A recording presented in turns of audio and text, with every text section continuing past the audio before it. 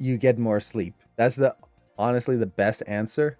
Is if you're dealing with sleep deprivation symptoms, you need to get more sleep. Anything else is like putting a band-aid over a gaping wound.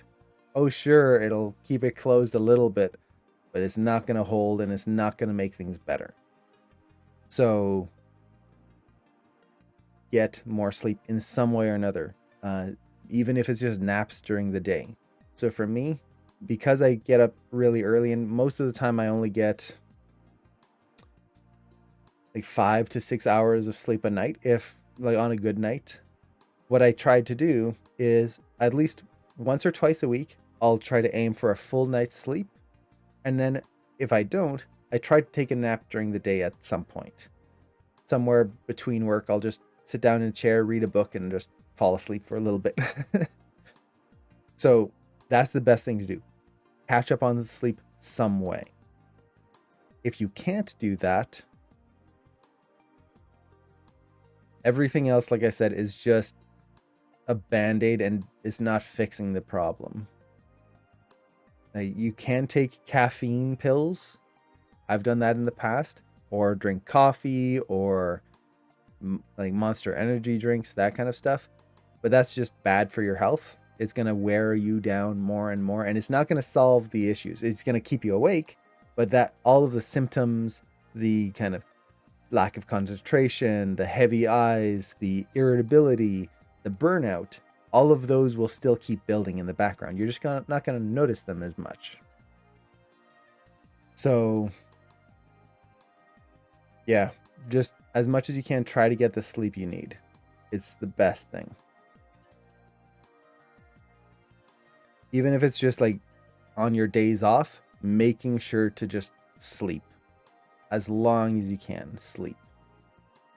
What's the longest streak of not sleeping I've done? Over 72 hours. Cameron and I had an assignment once where we animated straight with just like breaks to go to the washroom and stuff for 72 hours straight, which means we were actually awake longer than that because we were up before we animated and then a little bit after. So I don't know, close to 80 hours maybe, in like one stretch. And I'm sure in that time there were some blackouts where we just hit the keyboard and fell asleep for like a few minutes. But why? We were working on an assignment at Animation Mentor at the time, and we had fallen way behind that week because at the time we were working full time trying to do Animation Mentor. We were working on some freelance projects, and our dad was in the hospital. So we were traveling there and back to visit him every other day as much as we could. And the hospital was an hour away. So it like usually just the trip to the hospital to visit him and come back was about an hour there, an hour back, visiting for a few hours. So like 4 or 5 hours a day doing that, plus full-time work, plus freelance, plus assignments. We burnt out so bad that during that time then. That was probably the worst burnout we ever got. But it came to the weekend and we went, okay, we're going to do this. We're going to get the assignment done. And we worked for 3 days straight. Now, is that the right thing to do? No, that was the stupid thing to do. If I was to do that again, and let's say relive that moment, what I would do, and this is what I would recommend any of you do, especially if you're in a program like this, and especially Animation Mentor, talk to your mentor.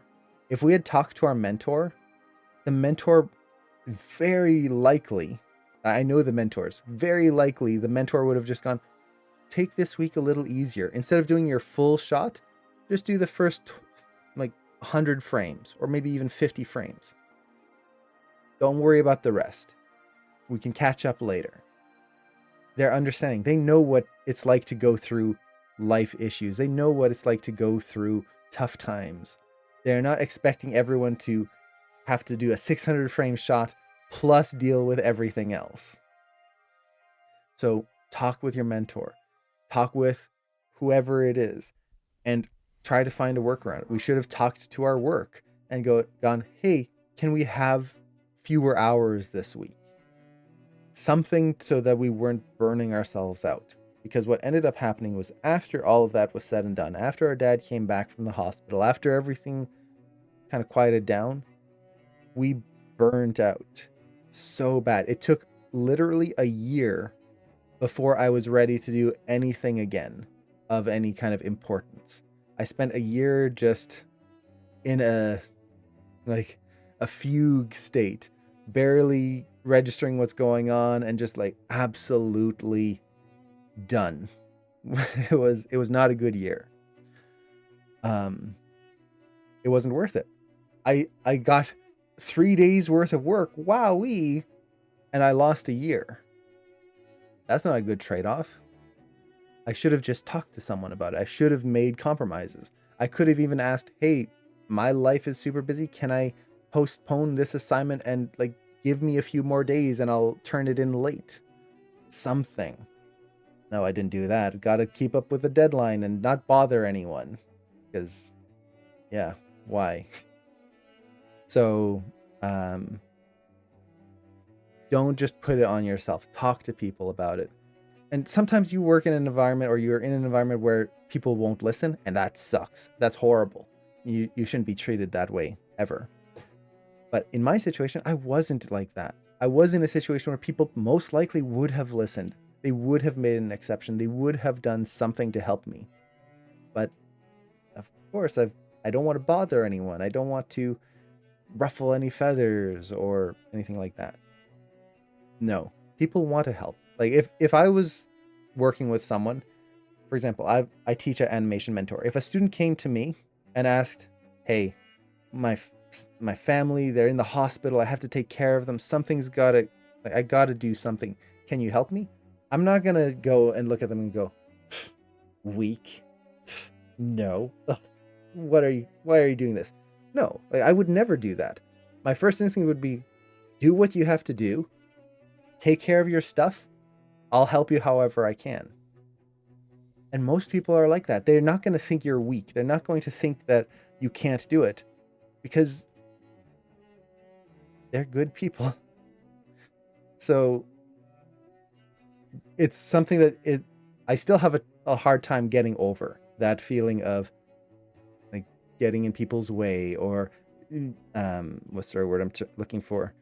Being a nuisance, and like asking for things. But think of it from your perspective. If someone came to you and asked for that favor, would you turn them away?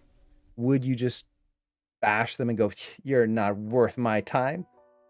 Most of you, I'm pretty sure, would not, because most of you are awesome people. Like, I know many of you from Animation Mentor, and almost every student Animation Mentor is just absolutely amazing, and they're super helpful with like just the whole community. No, you wouldn't do that. Why would we assume someone else would do the same to us? Or why is it weak when we ask for help, but we're so happy to help someone else who asks for help? It's very toxic mentality to have, and it's something I still fight with to this day. But something we all go through, and try to avoid it if you can. Try to fight what your brain is telling you. So hopefully that helps there. My burnout took over a year to fully recover from, and that was at the start of my career. I've been working for 6 years straight before then. It's not worth the pain. No, it's not. For people who haven't had burnout, or like their burnouts have been mild so far, and that's even mild burnout is not good at all. Take that break. Losing an entire year of your life because I didn't get some sleep beforehand, it wasn't worth it. It just was not. What a terrible trade-off. If I could repeat that, I would do so in a heartbeat. I would be so much further ahead, just not in terms of my career and, oh man, I'd be famous and all that. No, nothing like that. But I wouldn't have wasted a year just doing nothing. Not like, and the thing with burnout, it's not like you're not working. It's you're doing nothing. I wasn't interacting with my family. I wasn't like being social in any way. It's just everything burned out, and just getting up in the day to sit down and work it took everything in me just to do that. And then after that, I was done. I couldn't. It's like, okay, I'm ready for bed. Go back to bed. It took a long time to get out of that. Not helpful. So, yeah. Happened today. I could barely so much as want to talk or ask for help. Today, one of my coworkers needed some help to convert a my file to FBX. I was thinking I would never have to ask. Instead, I would have downloaded the trial myself. Let's see. Oh, my LT file.